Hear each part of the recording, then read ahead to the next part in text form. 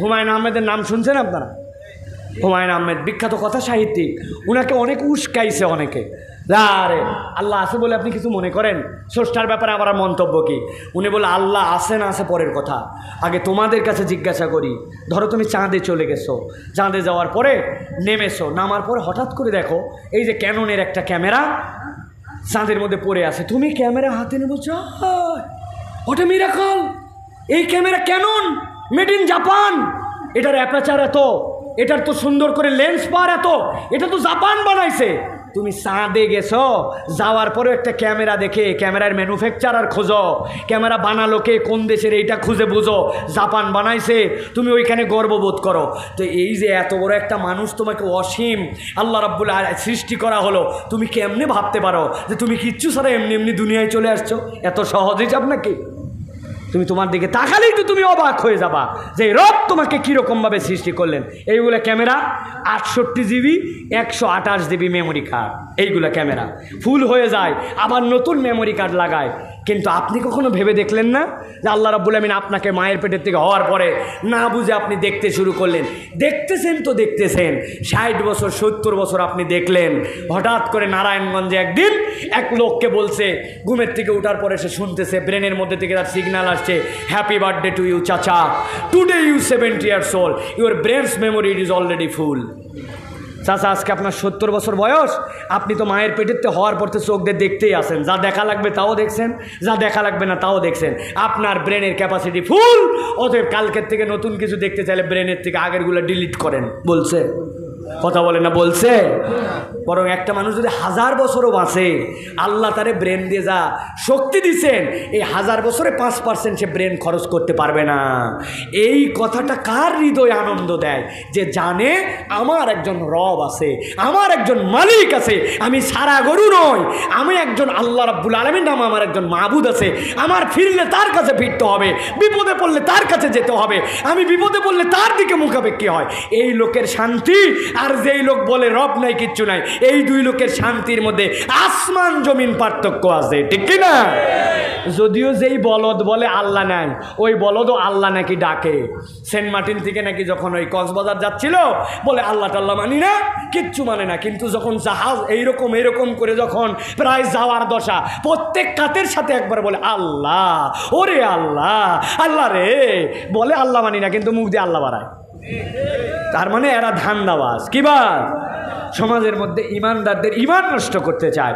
অতএব এই রবের পরিচয়, এটা যদি আমরা নিজেদের জীবনে এস্টাবলিশ করতে চাই, তাহলে কোরআনুল কারীমের কাছে আসতে হবে। ছোট্ট একটা কথা বলি, না বললে আপনাদের এই কথাটা পরিষ্কার হবে না। দেখেন, আমরা ওই যে আলমে আরওয়াহ, ওই আলমে আরওয়াত আল্লাহ জিজ্ঞাসা করেছিলেন আপনাকে আমাকে, আলাস্তু বিরাব্বিকুম, আমি কি তোমাদের রব নই?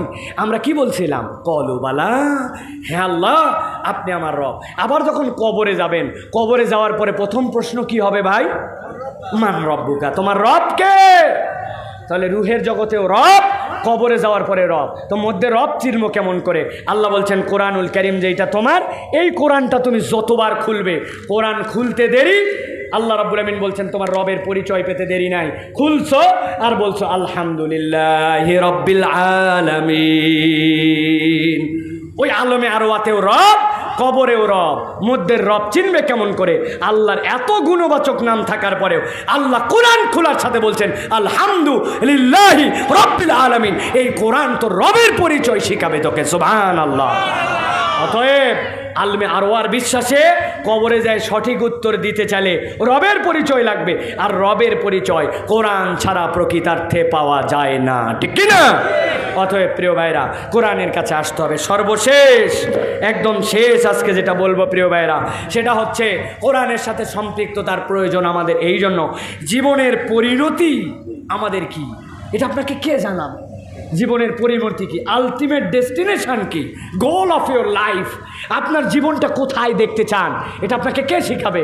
একজন বলছে আমি আমার জীবনে দেখতে চাই সারা জীবন তো অমুক অমুক জায়গায় চাকরি করছে, আমি একটা ইন্ডাস্ট্রিয়ালিস্ট হতে চাই, হয়ে গেছে ইন্ডাস্ট্রিয়ালিস্ট, কিন্তু সে কিন্তু জীবনের আলটিমেট গোল বোঝে নাই।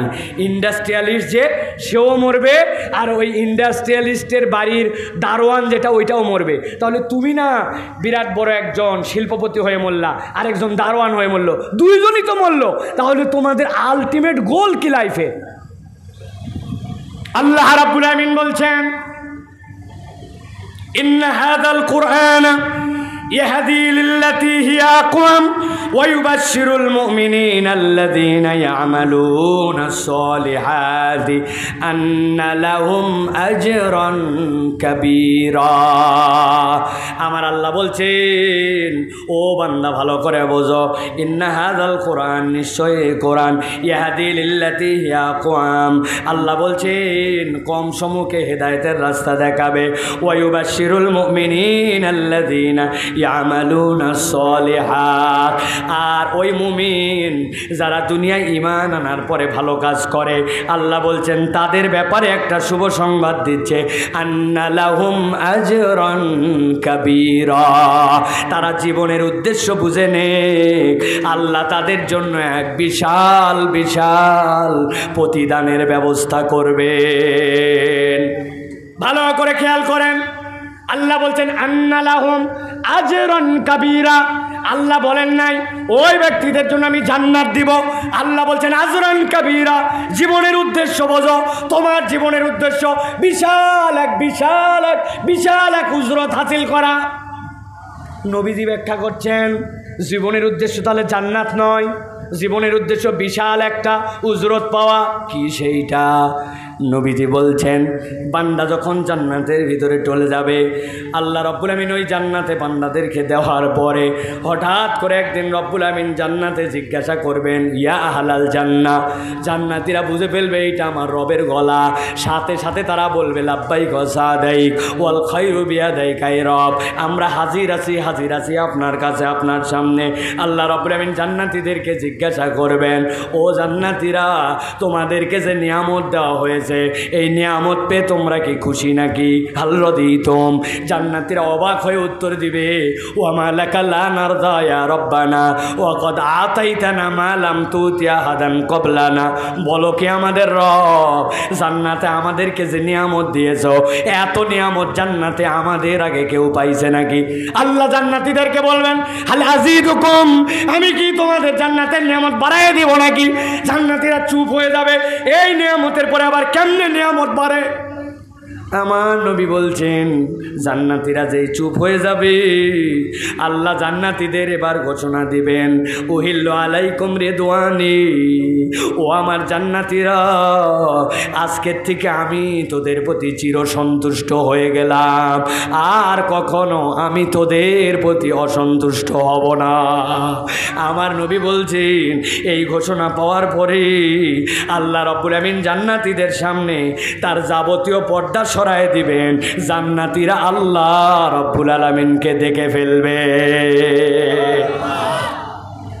আমার আল্লাহ নবী বলছেন ওইটা হচ্ছে তোমাদের জন্য আন্না লাহুম আজরান কাবীরা, ওইটাই তোমাদের জন্য সবচেয়ে বড় প্রতিদান।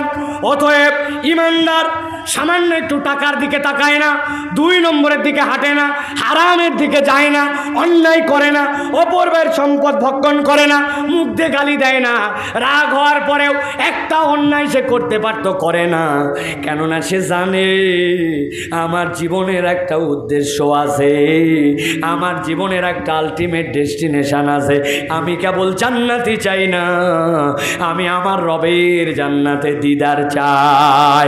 কোনো বান্দা যদি এই উদ্দেশ্য বুঝে নিজের জীবন সামনের দিকে আগায়, ওই বান্দার দ্বারা অন্যায় হওয়া কঠিন, ঠিক কিনা? এই বোধকে জাগ্রত করবে আপনাকে, রাত দিন ওয়াজ কে করবে আপনাকে? রাত দিন ওয়াজ করবে আপনাকে কোরআন।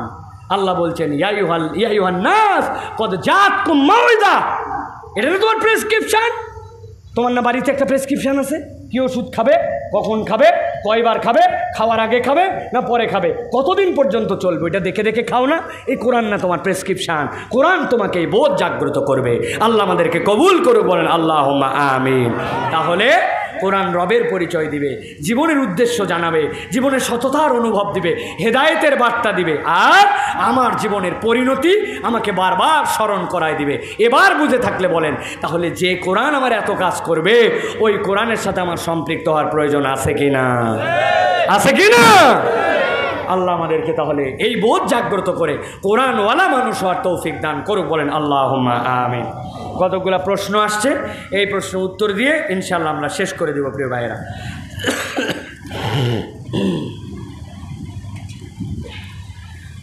কেউ না জেনে শিরক করলে সে কি মুশরিক হিসাবে গণ্য হবে কিনা? শিরকের পাপ না জেনে করলে ক্ষমা হয় কিনা? খুব গুরুত্বপূর্ণ একটি আমাদের ইমানি জিজ্ঞাসা। আমাদের অনেকের ধারণা, অমুকের প্ররোচনায় তুমুকের প্ররোচনায় আমি শিরিক করে ফেলছি, আমার দোষ ছিল না, আমি বুঝতাম না, অতএব আমার অপরাধ কি? প্রিয় ভাইরা, ভালো করে জেনে রাখেন, একমাত্র দুনিয়ার অপরাধ যেটা আল্লাহ রাব্বুল আমিন ক্ষমা করবেন না, ইন্না শিরকা লা যুলমুন আযীম। আল্লাহ ন্যূনতম আপনাকে একটা বোধ দিছেন এবং জ্ঞান অর্জন করা আপনার পর ফরজ করেছেন। অতএব আপনি যদি বলেন অমুকের প্ররোচনায় তুমুকের প্ররোচনায় না বুঝে শিরিক করেছি, আল্লাহর কাছে এটা গ্র্যান্ড হবে না। আপনি মুশরিক হয়ে গেলে আল্লাহর কাছে আপনাকে হিসাব দিতে হবে। যে এই লোক দুনিয়াতে কিচ্ছু জানে না, তারও একটা সাক্ষ্য নেওয়া হবে হাসরের দিনে। হাদিসের মধ্যে আছে, তাকে বলা হবে তোমার রব কোথায়? ওই ইশারা দিয়ে আসমানের দিকে দেখাবে, উপরের দিকে। তখন বোঝা যাবে যে আল্লাহ হিসেবে কাউকে স্বীকার করে, এই সাক্ষ্যতেও তাকে মুক্তি দেওয়া হবে। কিন্তু সে যদি এই রবের সাথে কাউকে শরিক করে আর কাউকে মানে, এইটার কোনো মাপ পাওয়ার কোনো সুযোগ নেই। এই জন্য ভুল করে শিরিক করে ফেলছি। আমি মাঝে মাঝে উদাহরণ দেই, আপনি কাশির সিরাপের বদলে ভুল করে 2 চামচ ইন্ডিল খেয়ে ফেলছেন। কি করে খাইছেন? আবার দিছে কে? একটা মাসুম বাচ্চা, সেও বুঝতো না। আবার নিয়ত কি ছিল? সহি, যে কাশি যেন ভালো হয়, এই জন্য ওষুধ খাচ্ছে। এখন বলেন তো ভাই, নিয়ত যতই সহি থাক, মাসুম বাচ্চাই দেখ আর বুড়া বাচ্চাই দেখ, ও যদি বিষ খায় 2 চামচ, ক্ষতি হবে কিনা? বাস, শিরিক একই রকম অপরাধ। আল্লাহ বলছেন আল্লাহ সব মাফ করবেন, শিরিকের গুনাহ মাফ করবেন না। অতএব কোনটা শিরিক কোনটা শিরিক না, এই জ্ঞান অর্জন করা আগে ফরজ। আপনি দুনিয়া বুঝে ফেলছেন আর শিরিকের ব্যাপারে বলেন উমুকে আমারে প্রতারিত করছে, তুমুক হুজুর ভুল বুঝাইছিল, আল্লাহর কাছে অজুহাত গ্র্যান্টেড হবে না। এই জন্য ইমান বিশুদ্ধ করতে হবে, ইমান বুঝতে হবে। তলাবুল ইলমি ফরিদাতুন আলা কুল্লি মুসলিম, এই যে বলা হচ্ছে জ্ঞান অর্জন করা ফরজের, কোন জ্ঞান? যেই জ্ঞানে আপনি আপনার রবকে চিনতে পারেন, যেই জ্ঞানে আপনি শিরিক কাকে বলে, ইমান কাকে বলে বুঝতে পারেন, ইসলামের বেসিক জানতে পারেন, ওইটা ফরজ। এই জ্ঞান অর্জন করা ফরজ। অতএব এই ভুল করে শিরিক করছি এই কথা বলে আল্লাহর কাছে পার পাওয়া যাবে না। আমার শ্বশুর মৃত্যু সজ্জায়, কিন্তু তাও উনি শুধু সারাদিন লানত আর গজব দেয়, ওনার কি গুনাহ হবে? বা এই গজব কি আমাদের উপরে পড়বে? আমরা ওনার এই গজবকে খুব ভয় পাই। মানে অনেক মুরব্বী আছে ভাই, শেষ বয়সে অসুস্থ হয়ে গেলে একটু যদি 19-20 হয়ে যায়, তারা রাত দিন লানত করে, আছে না? তোর উপর ঠাটা পড়ুক, তুই ধ্বংস হয়ে যা, তোর শেষ হয়ে যাবে, তুই শেষ, রাত দিন বলে। এখানে 2টা পর্যায় ভাই। একটা হচ্ছে মুরব্বী যদি এরকম হন যে উনার বোধ বিচার বিবেচনা এগুলো লোপ পেয়ে গেছে, উনি ঠিক মতো বোঝে না, উনি রাগ করে কখন আর খুশি হয় কখন, এটা উনার সেন্সের উপরে এটা নিয়ন্ত্রণ নাই, তাহলে এই লোকের এইটা আমাদেরকে ক্ষমা সুন্দর দৃষ্টিতে দেখতে হবে, বুঝতে হবে উনি একটা হালতের মধ্যে চলে গেছেন, অথবা আল্লাহ তাকে মাফ করে দেখ, এইটার থেকে তিনি বেঁচে থাকেন। এখন এই রকম মুরব্বীকে আপনি যদি যাই ওয়াজ করেন যে বাবা এত গজব দিতে হয় না, লানত যে দেয়, উল্টা লানত যদি ভুল হয় তার উপরেও পড়তে পারে, ওই লোক তো আপনাকে লাঠি দিয়ে দাবড়াবে, আমারে জ্ঞান দিতে আসছিস ব্যাককল কোথাকার, বলবে না ভাই আরো? এই জন্য এইগুলা লোকের সাথে আর বেশি বক্তব্য দেওয়া যাবে না। তবে এই যে গজব দেওয়া লানত দেওয়া এটা একটা তবিয়তগত বিষয়, সব বুড়া মানুষ কিন্তু লানত দেয় না। এটাই কত মানুষ আছে তার সারা জীবন এই তবিয়তটা প্র্যাকটিস করে গেছে, কথায় কথায় বাচ্চা কাচ্চাকে লানত করে, কথায় কথায় সন্তানদেরকে লানত করে, ঠাডা পড়ুক, শেষ হয়ে যা, মরে যা, তোর উপরে গজব, আল্লাহ তোরে জাহান্নামে দেখ, তুই ধ্বংস হোক। এক শ্রেণীর লোকই আছে মুখ দেখালে এগুলোই কথা বের হয়। এখন সারা জীবনের যেটা কালচার বুড়া বয়সে তো ওটা বের হবে। এখন বুড়া যদি আমাদের নসিবেও লেখা থাকে তাহলে ইয়াং বয়স থেকে এই বাজে অভ্যাস আপনাকে পরিহার করতে হবে, ঠিক কিনা? মুখ দিয়ে আমাদের বাজে কথা ওই সময় বের হয় যেই কথা সব সময় বের হয়, মানুষ ওই কথা মরার সময়ও মুখ অনেক দিয়ে বের হয়ে যায়। বাহির থেকে নাকি এক লোক আসছে, আসার পরে বলছে তুমি বাইরে কি করতে? বলছে আমি বিরাট বড় অফিসার ছিলাম। রাত্রেবেলা শুয়ে শুয়ে দেখে ওই মনের মধ্যে জপতেছে জুতা পালিশ জুতা পালিশ জুতা পালিশ। বউ বুঝে ফেলছে ওনার স্বামী কত বড় অফিসার ছিল।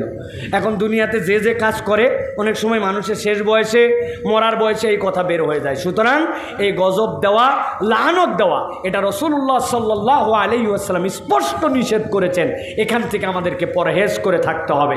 আল্লাহ আমাদেরকে বোঝার তৌফিক দান করুক, এই মুরব্বীকে আল্লাহ হেদায়েত দান করুক। আর আপনারা যারা আশপাশে আছেন আপনারা ধৈর্য ধরে থাকেন, তাকে বুঝান প্রয়োজনে, কিন্তু তার সাথে এটা রিপিটে উল্টা কথা বলেন না, শেষ বয়সে উনি হয়তো কষ্ট পাবেন। আল্লাহ আপনাদের সবরের কারণে উত্তম বিনিময় দান করবেন। তওবা করলে কি পিছনের সমস্ত গুনাহ মাফ হয়ে যায়? তওবা করার সঠিক নিয়মটা মেহেরবানি করে জানাবেন। প্রিয় ভাইয়েরা, তওবা মানে কি? তওবা মানে আল্লাহর কাছে ফেরত আসা, আল্লাহ রব্বুল আলামিনের সাথে ভাঙা সম্পর্ক জোড়া লাগায় দেওয়া। আল্লাহ আরও চমৎকার করে বলেছেন তুবু ইলাল্লাহি তাওবাতান নাসুহা। নাসুহা শব্দটা দুইটা মূল ধাতু থেকে, একটা নাসাহাতুন আর একটা নাসাহাতুন। এই নাসাহাতুন মানে যেরকম অনেক কাপড় জড়ো করে একটা কাঁথা বানানো হয়, জোড়া লাগানো হয়, এইটা হচ্ছে আল্লাহর সাথে ভাঙা সম্পর্ক আবার জোড়া লাগানো। এইটাকে আল্লাহ তাওবাতান নাসুহা বলেছেন। কেউ যদি আল্লাহর কাছে তওবা করে আল্লাহ তার চাইলে সকল গুনাহ খাতা মাফ করে দিবেন। তবে দুইটা স্তর আছে। একটা হচ্ছে আল্লাহর সাথে সম্পৃক্ত অপরাধ, যেটাকে আমরা বলি আল্লাহর হক। আল্লাহর হক, আপনি সারা জীবন নামাজ পড়েন নাই, কথার কথা, আপনি রোজা রাখেন নাই, এখন আল্লাহর কাছে আপনি তওবা করছেন। আল্লাহ চাইলে এটা তার অধিকার, আল্লাহ পুরাটাই মাফ করে দিতে পারে। কিন্তু আপনি আপনার বোনের 1.5 বিঘা জমি দেওয়ার কথা ছিল, কৌশলে 1 বিঘা দিয়ে 1/2 বিঘা মারে খাইছেন। এখন শেষ বয়সে এসে বলছেন আল্লাহ ভুল হয়েছে, আল্লাহ তুমি মাফ করে দাও। আল্লাহ কিন্তু এই 1/2 বিঘা যে মারে খাইছেন এই গুনাহ আল্লাহ মাফ করবে না। এটার জন্য আগে বান্দার হক ফিরায়া তারপরে তওবা করতে হবে। সারা জীবন জনগণের রাস্তার টাকা মারি খাইছেন, কন্ট্রাক্টারি করে 2 নম্বর কামাই ইনকাম করছেন, আপনি ইচ্ছা মতো সরকারের তবিল ফাঁকা করে আমেরিকা, লন্ডন, কানাডায় বাড়ি বানাইছেন। শেষ বয়সে লম্বা দাড়ি রেখে খানাই কাবার ইমামের পিছনে 10 দিনের জন্য ইবাদত বন্দেগীতে রত হয়ে গেছি।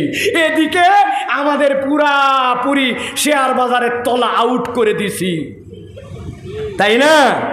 খানাই খাবার ভিতরে ইবাদত করলেও হবে না, আগে বান্দার হক ফেরত দিতে হবে। সুতরাং তওবা ওই গুনাহ মাফ করবে। বান্দার হক বুঝাই দিছি, আল্লাহ ওইটা তখন ভুল করছিলাম কিন্তু ফেরত দিছি, এখন তুমি আমার ওই নির্দেশটা মানা দায়িত্ব ছিল, ভুল করছিলাম ওই সময়, ফেরত দিছি, কিন্তু ওই ভুলের গুনাহটা মাফ করো। আল্লাহ গুনাহ মাফ করে দিতে পারেন। এর নাম হচ্ছে তওবা।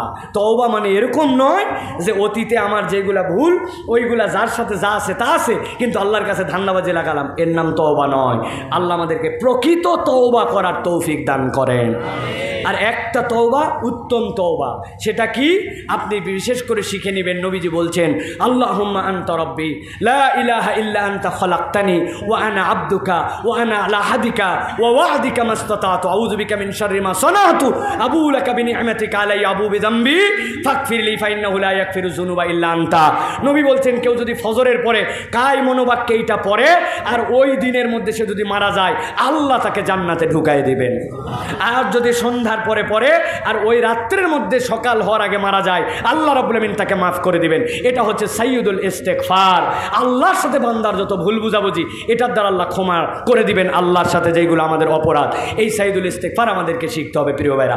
বান্দার হক দিয়ে তারপরে আল্লাহর কাছে আমরা ক্ষমা চাইব, আর যেইগুলো আল্লাহর সাথে সম্পৃক্ত তার জন্য সবসময় ইস্তেগফার করব। ইনশাআল্লাহ তওবার দ্বারা আপনার সকল গুনাহ তাহলে মাফ হয়ে যাবে। আল্লাহ আমাদেরকে প্রকৃত তওবা করার তৌফিক দান করেন। রুমের মধ্যে বাথরুম, ওখানে অজু করলে অজু হবে কিনা?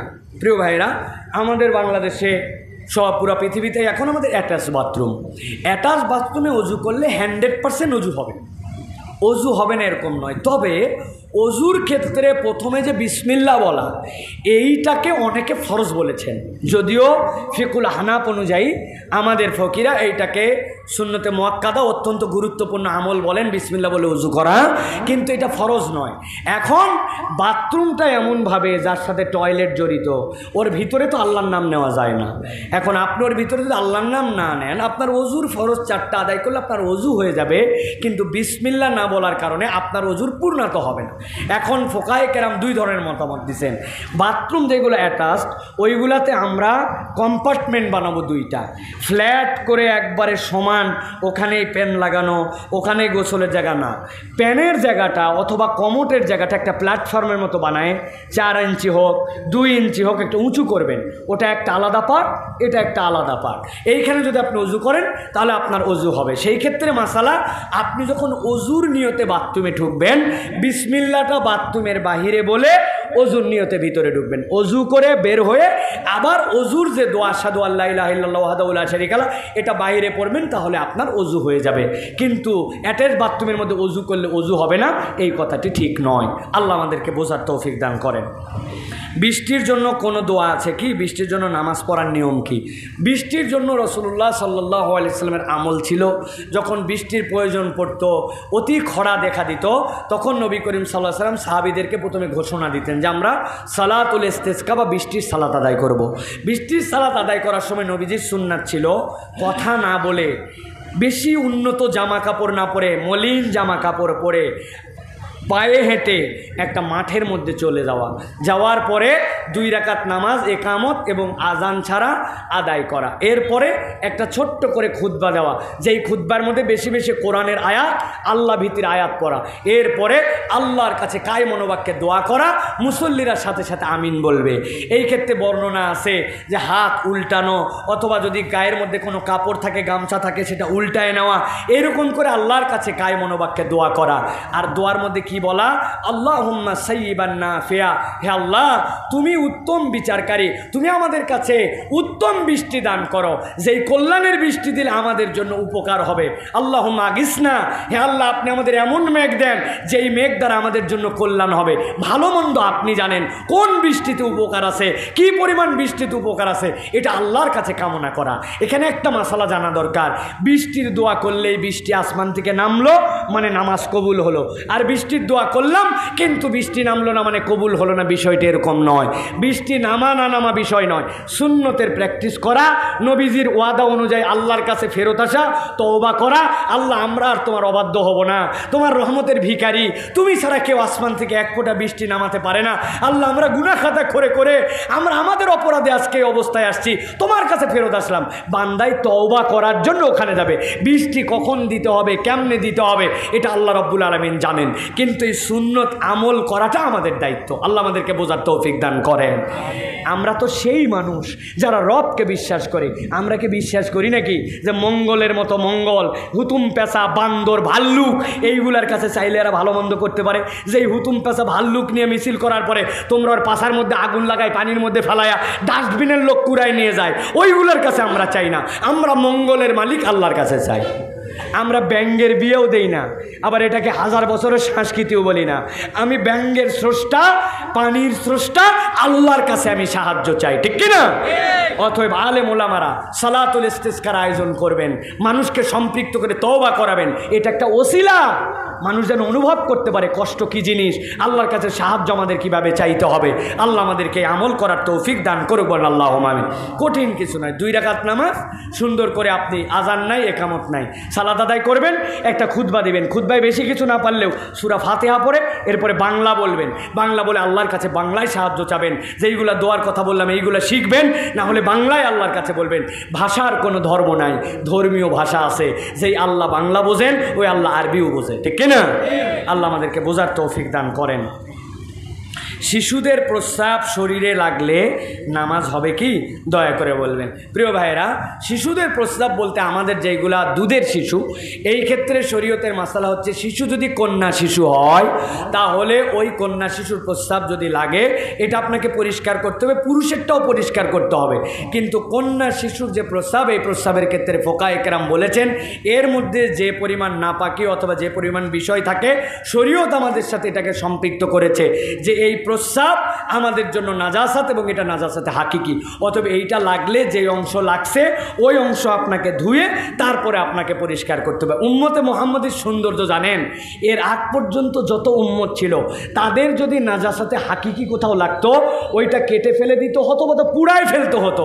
আর আল্লাহ আমাদের শরীয়তকে সহজ করছেন, পানি ছিটাই দিলে, ধুয়ে ফেললে, পরিষ্কার করলে ওই কাপড় আমাদের জন্য জায়েজ। অতএব বাচ্চাদের প্রস্রাব নাপাক, এটা যদি আপনার লাগে তাহলে এটা আপনাকে পরিষ্কার করে নামাজ আদায় করতে হবে। একটা মাসালা আছে এক্ষেত্রে, অনেক সময় তোষকের মধ্যে প্রস্রাব লেগে যায়। এখন তোষক কীভাবে পরিষ্কার করবেন? এক্ষেত্রে মাসালা যেই অংশটুকুতে আপনার লাগবে ওই অংশটুকুকে বেশি করে পানি ছিটায়ে এমন অবস্থায় নেবেন যে কোনো একটা টিস্যু, কোনো একটা কিছু যেখানে চাপ দিলে ওইটা সোক করতে পারে, ওইটা শুকানোর পর আবার দিবেন, 3বার দিয়ে পরিষ্কার করলে এরপর ওইটা শুকায় গেলে আপনার ওইটা হালাল হয়ে যাবে, পরিষ্কার হয়ে যাবে। এইভাবে পরিষ্কার করে আমাদের সালাত আদায় করতে হবে। সুতরাং শিশুদের প্রস্রাব মানে একদম নাপাক নয়, বিষয়টি এরকম নয়। তাদের প্রস্রাবও নাপাক, কিন্তু একজন অ্যাডাল্ট মানুষের তুলনায় এইটা হালকা, এইটার বিধানটা হালকা। আল্লাহ আমাদেরকে বোঝার তৌফিক দান করেন। সর্বশেষ প্রশ্ন, হযরত মুহাম্মদ সাল্লাল্লাহু আলাইহি ওয়াসাল্লামের আগে বা অন্য কোনো নবী রাসূলের জামানায় সালাতের বিধান ছিল কিনা মেহেরবানি করে বলবেন। প্রিয় ভাইয়েরা, বলেন তো আমাদের প্রতি মেরাজের রাত্রিতে কত রাকাত সালাত ফরজ হয়েছিল? 50। কত? কোন নবী আল্লাহ রসুল সাল্লাল্লাহু আলাইহি ওয়াসাল্লামকে পরামর্শ দিলেন যে ইয়া রাসূলুল্লাহ এতগুলি আপনার উম্মত পারবে না? কোন নবী? আপনারাই তো জানেন। তাহলে মুসা আলাইহিস সালাম যদি নামাজ সম্পর্কে ধারণাই না থাকতো তাহলে উনি কেন বলবেন আমার উম্মত পারে নাই? তাহলে যত উম্মত ছিল আদম আলাইহিস সালাম থেকে সকলের প্রতি দুইটা বিধান ছিল, কুতিবা আলাইকুমুস সিয়াম কামা কুতিবা আলাল লাযিনা মিন ক্বাবলিকুম। সকলের উপর রোজা ছিল, কিন্তু রমজানের রোজা সকলের প্রতি ফরজ ছিল না। সকলের জন্য সালাত ছিল, কিন্তু আমাদের নামাজের মতো ফজর, জোহর, আসর, মাগরিব, এশা এবং এই প্রক্রিয়ায় নামাজ ছিল না। নামাজ ছিল কিছু কম বেশি পদ্ধতিগত ছিল। ইসলাম যেরকম একদম আদম আলাইহিস সালাম থেকে আসছে মুহাম্মদ সাল্লাল্লাহু আলাইহি ওয়াসাল্লাম পর্যন্ত, রোজা যেরকম আদম আলাইহিস সালাম থেকে মুহাম্মদ সাল্লাল্লাহু আলাইহি ওয়াসাল্লাম পর্যন্ত, সালাতও আদম আলাইহিস সালাম থেকে মুহাম্মদ সাল্লাল্লাহু আলাইহি ওয়াসাল্লাম পর্যন্ত, কিন্তু পদ্ধতিগত কিছু পার্থক্য ছিল। সুতরাং সালাত একবারে আমাদের জন্যই কেবল বিষয়টি এরকম নয়, আগের উম্মতেরও সালাত ছিল, পদ্ধতিগত ভিন্ন ছিল। আল্লাহ আমাদেরকে উত্তম সালাত আদায় করার তৌফিক দান করেন। আজকের আশা বসাকে আল্লাহ রাব্বুল আমিন কবুল করেন। আল্লাহ রাব্বুল আমিন আমাদের আজকের আয়োজনকে কবুল করেন। আল্লাহ যারা আজকে আসলেন আল্লাহ আমাদের সকলকে কোরআন সুন্নাহ অনুযায়ী জীবনযাপন করার তৌফিক দান করেন। ওয়া মা তৌফিক ইল্লা বিল্লাহ। সুবহানাকাল্লাহুম্মা বিহামদিকা।